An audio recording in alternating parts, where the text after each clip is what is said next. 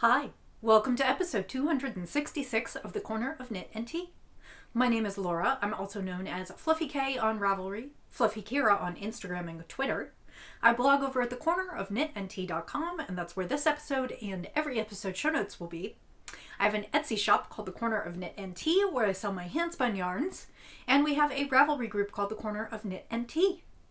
Hi, how are you? It is Monday, February 24th. It is a cold and gloomy rainy day here just outside of Kansas City. And it is cooling off. We had a lovely weekend. Yesterday was almost 60 degrees, which was beautiful. But we're going down to, I believe, 27 on Wednesday and snow. So we're doing our bouncing around. I'm kind of cuddled up indoors today. And like I said, it's kind of gray and it rained a lot last night. And it's just kind of a gloomy winter day. I am catching up on some work and some crafting and, of course, sitting down with you. So how are you? I had a busy weekend with some crafting involved. Unfortunately, my friend's father passed away last week, so we went to the funeral on Saturday morning. And then afterwards we went out to lunch and knit. There was a group of us. It's someone from my local knitting group.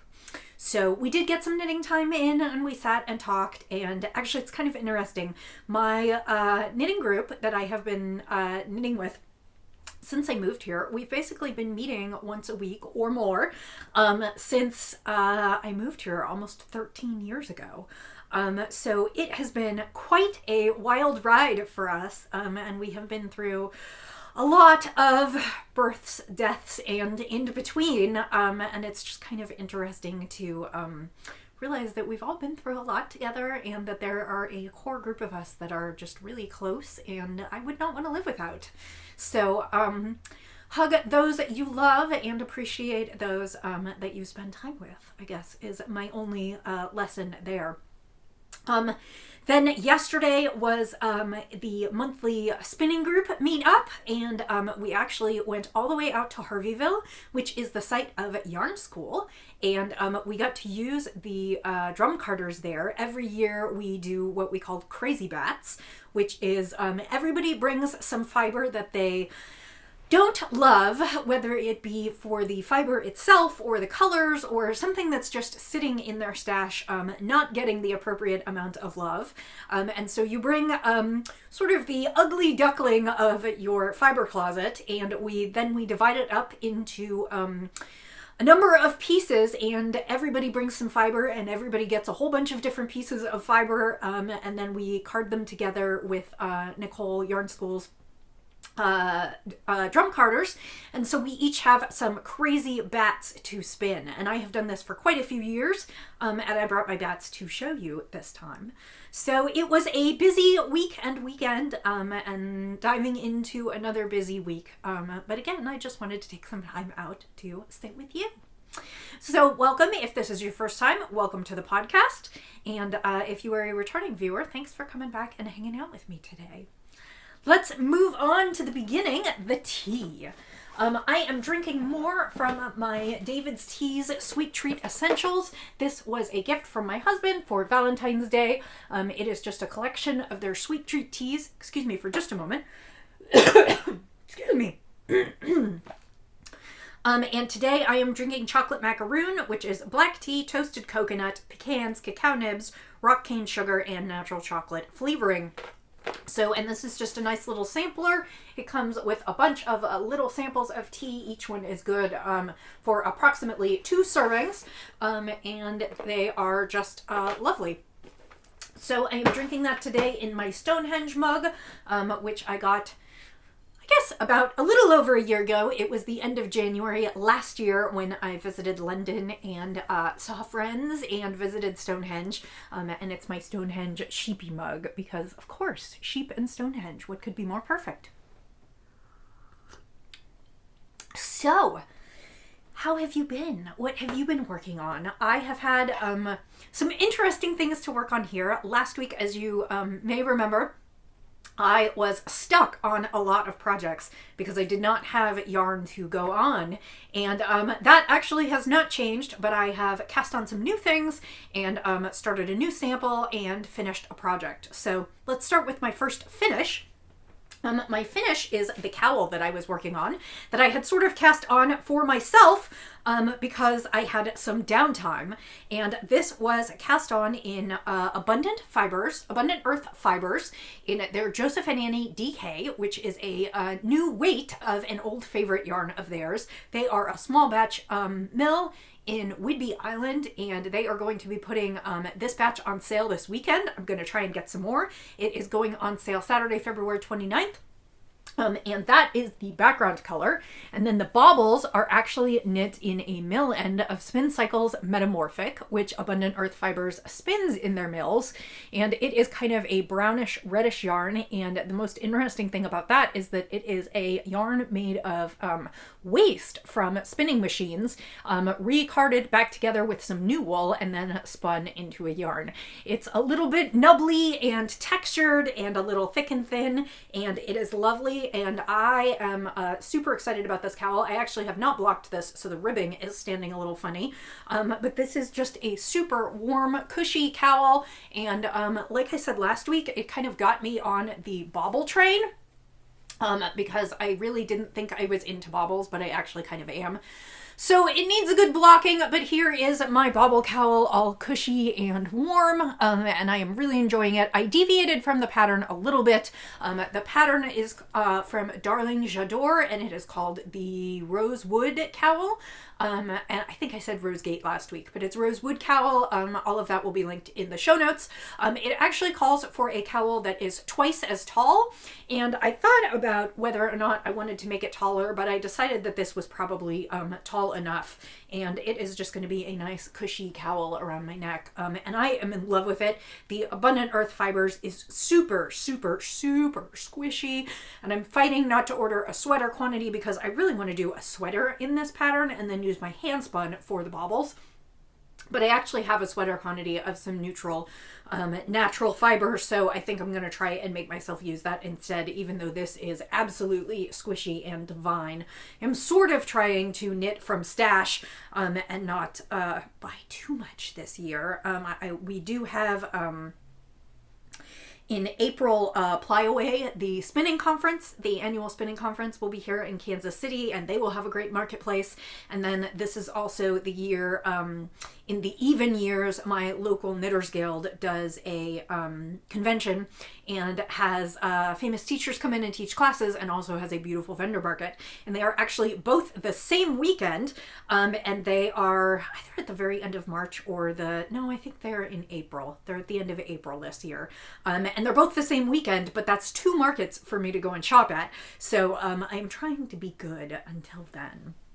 So that is my cowl out of yarn and into projects, and I think I ended up using about 400 yards with this whole thing. The Joseph and Annie was DK weight, and technically the Metamorphic is fingering weight, but I didn't have any problems with it, and it's with the baubles that had texture, so that's really nice. So let's talk about the things that I cast on, because I'm still a little stuck on the previous projects that I was working on. So I do have a new sample that I cast on for Zen Yarn Garden, and it is a sweater, and I believe, based on looking on Ravelry and the pattern that they sent me, that I am doing a test knit of a pattern. But I haven't been told I can't talk about it, so I think I will just kind of show you things. It is by designer Shayna Bilow, B-I-L-O-W, and it is called the River Cable Pullover, and it is kind of a turtleneck that has cables on the front and then cables on the sleeves. So this is what I was sent to work with, and Zen Yarn Garden sent me some of their Luscious Serenity Worsted, which is 75% superwash merino, 15% cashmere, 10% nylon, 175 yards of skein in the colorway Gray Wolf. So again, this is Zen Yarn Garden. This is a sample I am knitting for them.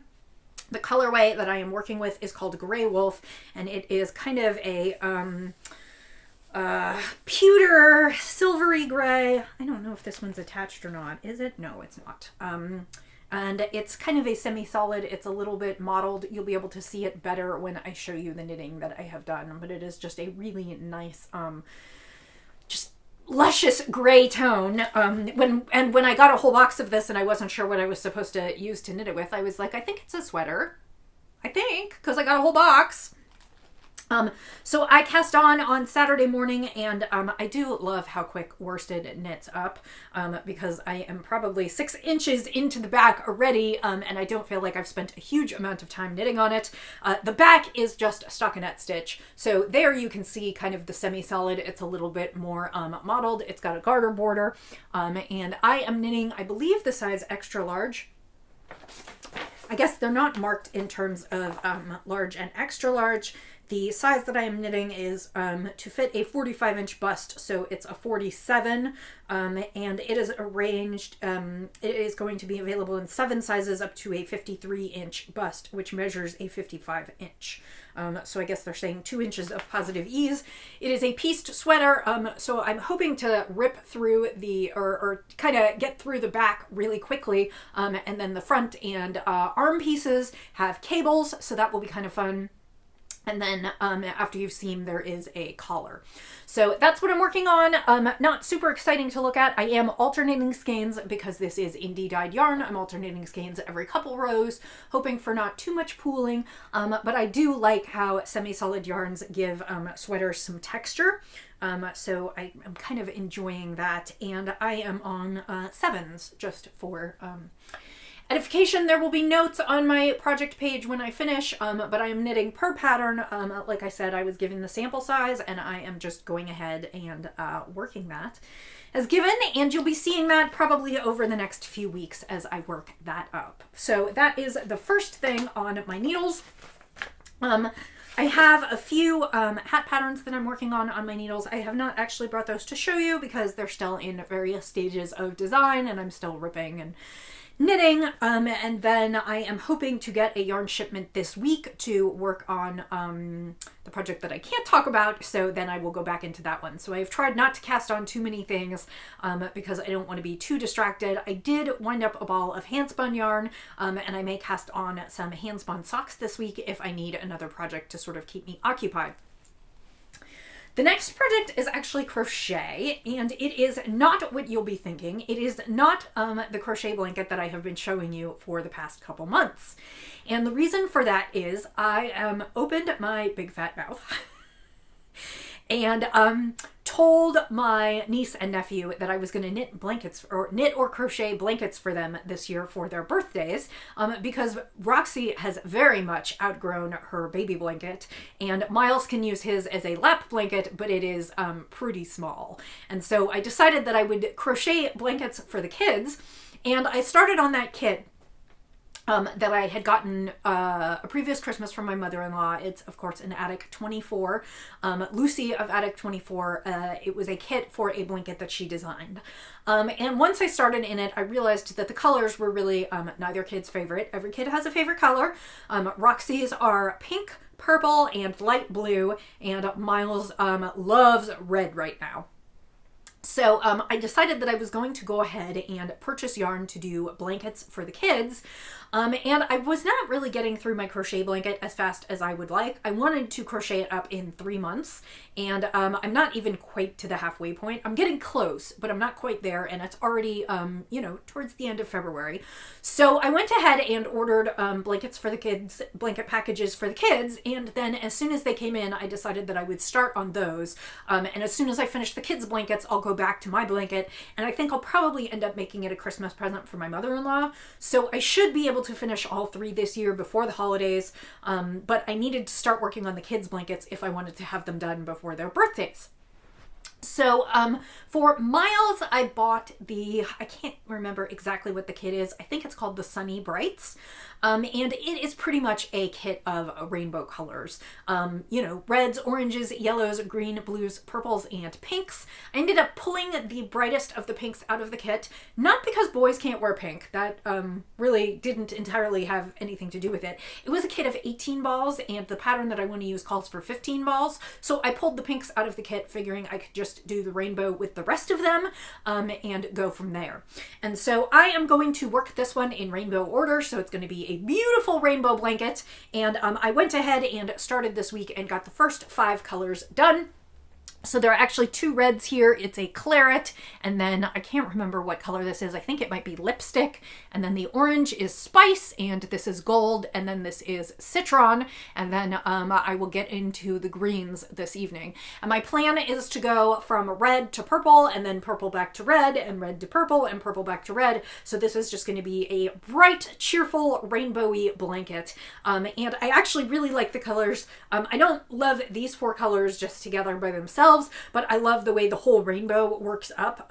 So I just, like I said, I arranged them all in rainbow order, and I am going to knit or crochet. I am using the same woodland crochet along pattern, the woodland blanket crochet along pattern, which I really, really like. I just really like the way it does this ripple, and it's got a little bit of lace, but not too much. And I just really am enjoying knitting or crocheting that pattern. So kind of looks exactly like my previous blanket, but now you'll be seeing rainbows for a while. And they sent the kit separately, so Roxy's hasn't arrived yet, but it should this week. And then once I finish Miles, I will start hers. Both kids have birthdays towards the end of October, so I have until then to get both blankets done. But I do need to kind of get a move on if I'm going to get these done for them. So that is what's on my hooks this week, and you'll be seeing lots of that in future months. And again, I'm just making it exactly like the other blanket. It should be twin bed sized when I get done, which should last the kids throughout childhood and probably even college. Hopefully they won't mind taking bright, colorful blankets. For Roxy, I got the I think it's the Peonies kit, and it had pinks, purples, blues, and some greens in there. And so I hit a lot of the colors that she really loves. And I think I am going to pull one color out of there. They put a white in there, and I think it's a little bit jarring. So I'll probably pull the white out. And I don't know what color order I will do hers in, but she's probably going to get the woodland one as well. Lucy of Attic 24 has a number of different crochet patterns, but I just really like the ripples the best. So this is the one that I'm working on. So that is all the knitting and crochet content. I did post, even though it's not precisely for me, I did post these as well as this cowl, as well as the socks that I finished last week, the Christmas socks, in the Finishuary thread. We were kind of doing a February is for finishing, and so if you are interested in joining us for that, there are no prizes, but I do have a thread going, and so if you want to try and get a few more things off your needles before the end of February, you have the rest of this week until February 29th to do so, and you're welcome to share that with us in the Finishuary thread. So let's move on to spinning, and I actually have spinning content. I know it has been a while, but since I went to Spinning Sunday yesterday, and because I'm on hold on so many of my projects, I decided to go ahead and take my wheel and spin, and actually it was kind of interesting. Most of my spinning these days I do on a Hanson e-spinner, and that is for a variety of reasons. I also have an Ashford Joy dual treadle, and I love my Ashford Joy, absolutely love it. I bought the e-spinner a while ago because I like the ability to do larger spins. The deal is that the Ashford jumbo bobbins can probably hold about 6 ounces on them, but if I want to say do a combo spin with 2 bumps that are 4 ounces each, I do have to split the skein, and on the e-spinner I can get 8 ounces on a bobbin, so I can do combo spins and things like that, and particularly when I'm knitting sweaters and other items, I like not having so many breaks in the yarn. So I purchased the e-spinner several years ago, It was from a friend who was destashing it, and for a while I only used it for plying because I felt like I had a lot more control in my singles when I was using my treadle wheel, mostly because the treadle wheel, you are controlling with your feet how fast your wheel is going, and if you have a problem, you can tell your feet to slow down, or you can stop almost immediately and fix the problem and then start again, and I felt like I could make a lot of minute adjustments in my singles. So for a long time, I only used the e-spinner for plying because plying is a much more consistent process, because if you have spun your singles well, then you are just plying and you want to do a pretty you want to use one continuous speed to ply, so you are plying nice and evenly. And of course, an e-spinner lends itself well to that because you can set your speed and then just go, and all you have to worry about is your hands. So that is what I did for a long time. But around the time I turned 40, which is almost 2 years ago now, I'm coming up on my 42nd birthday in another couple months, I had some back issues. Welcome to your 40s. And when I was having issues, sitting was incredibly uncomfortable. And so at that point, I stopped using my Ashford Joy to spin singles and spent quite a bit of time working with my electric spinner, or my e-spinner, and worked on developing spinning singles on that. And so once I had done that, I felt like I got much more used to using my electric spinner. And the footprint of the electric spinner is really small because I just have a small table that I put it on, and I can sit on the couch, I can recline, I can do whatever I want to do and spin. So in general, I have not pulled out my Joy that often. I will never let it go because I love it and it's a great travel wheel. And technically the e-spinner is a great travel wheel as well, although I have limited life on the battery because mine actually tends to get warm and overheat, and then it stops. So then I have to wait until it cools off to keep spinning. So in general practice, I keep it plugged in. And needing a plug is not always super useful for traveling to events. So I do keep my Joy and I will not get rid of it. But yesterday I took my Joy out to Harveyville and spun on it, and actually we ended up staying later than we normally do, and I actually spun an entire bobbin full of fiber. So I finished the singles on the fiber is from Hello Yarn. It was a club colorway and it was called Grumpy. It was on Corriedale, and it is browns and some purples that you can't see, and then some of this lovely mint green, which you can see. And I don't even know how much I can show you. You can kind of see the purples there at the end, although the purple bobbin makes it a little hard to see. I do love that you can see through the end. These are Acreworks bobbins, which are 3D printed with a core. I have them for both my e-spinner and also for my Ashford Joy. Anyway, I spun a full bobbin of singles yesterday. My guess is this will be probably a sport weight when I ply it, but I am going to pull this off the bobbin today and go ahead and try and ply tonight or tomorrow. I never spin 4 ounces of fiber in one sitting anymore because I almost never sit for 4 or 5 hours, but since I did it yesterday, I do have that. And I had pulled this braid out and showed it to you months ago when I was going to do my January selfish spinning. I guess that's not months ago, that's like a month ago. So I went ahead and spun this, and now I'm going to ply it. So that was kind of a fun, unexpected treat this week. I haven't been doing a ton of personal spinning. Sales have slowed down in my shop, and then I have also been doing a ton of sample knitting, so I just haven't done as much spinning. But this was fun, and I'm finding myself wanting to cast on some hand-spun socks. So this is Corriedale, which is my favorite for hand-spun socks, and so I suspect I will turn this into more hand-spun socks for myself. So then the other thing that we did yesterday is we made crazy bats, and I did post a little shot of the drum carder, although that was not my bat on the drum carder, but I did post that yesterday. We played with the electric Mad Batter, the kind of industrial size one, not practical for personal use, but practical for yarn school and shop use. And so this is the first bat that I made, and this one I made with mostly watercolors. We had lots of greens and purples and blues, and I just kind of carded them all together, kind of in a, watery, cooler colors. And there was lots of sparkle in this batch. A couple people brought some bats that they had either purchased or gotten in grab bags and didn't entirely care for. So there is lots of sparkle in these, as I think you can see, and I am not opposed to a little sparkle in my bats. So I think this is probably between 5 to 6 ounces of fiber between this one and the other one that I will show you. But that is this one. And I do have some browns and grays on the inside, and you can actually see more of the blues on the inside. So that is that one, and I just kind of folded it up and then folded and rolled kind of to create a bat.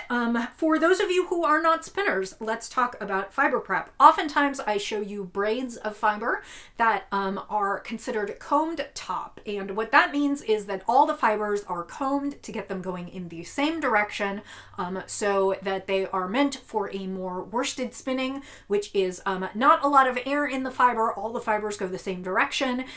They are meant to produce very consistent yarns that are slightly denser, but super consistent, don't pill as much, harder wearing, and those yarns, I like working with those yarns. That is typically what I produce.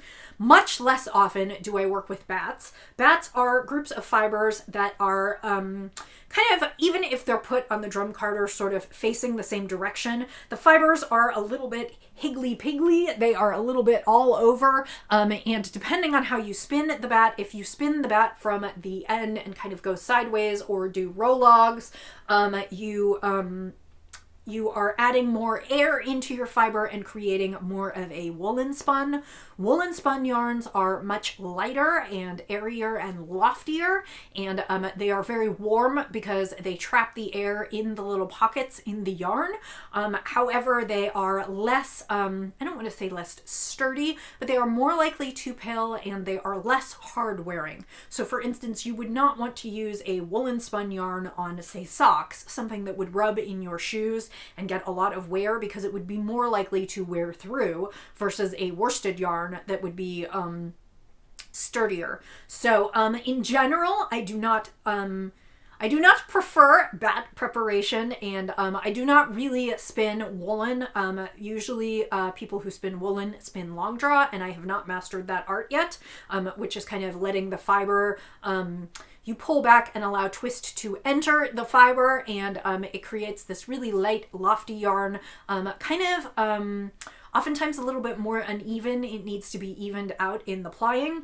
That is not my preferred format to buy or spin in, but I do love the way they look, and I do enjoy playing on a carder. I will never own a carder because, again, it is not the primary method of fiber spinning that I enjoy, but I do love getting to play with them, particularly once a year at our retreat and or our spinning event, and get to see how everybody puts the fiber together slightly differently and what yarns we get from it. So that is the kind of cool side of the bat, and this is the warm colors.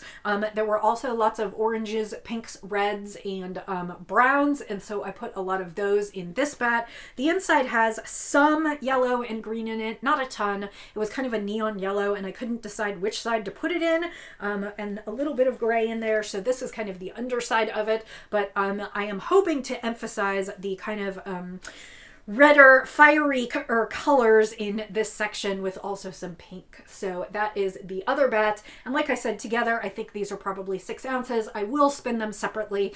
And then I don't know what I'll do with them. I'll probably see what I come out with in terms of yarn. I'm hoping not to muddy the colors too much, which was part of the reason that I separated them. Although one of the people there yesterday did a crazy like rainbow one all the way across. It was amazing.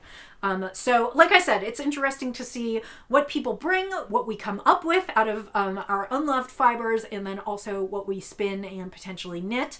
I don't know if I've actually knit anything out of the past years, but I have spun them all. And there was only one year that had a ton of natural fibers, and so it ended up kind of gray and muddy. But usually I get some interesting things.